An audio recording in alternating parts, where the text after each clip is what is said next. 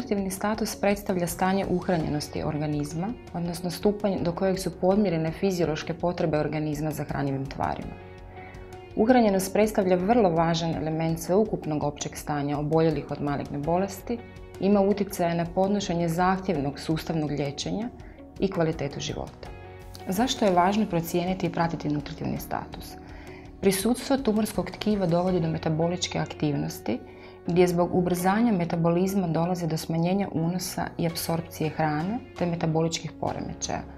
Kada govorimo o metabolizmu, to je proces kojim se kalorije iz hrane u našem tijelu pretvaraju u energiju, a energija nam je vrlo važna za izvođenje svih tjelesnih aktivnosti i održavanje važnih tjelesnih funkcija. Takav poremećaj metabolizma dovodi do smanjenja tjelesne mase, odnosno gubitka mišićne mase, što zovemo pothranjenošću.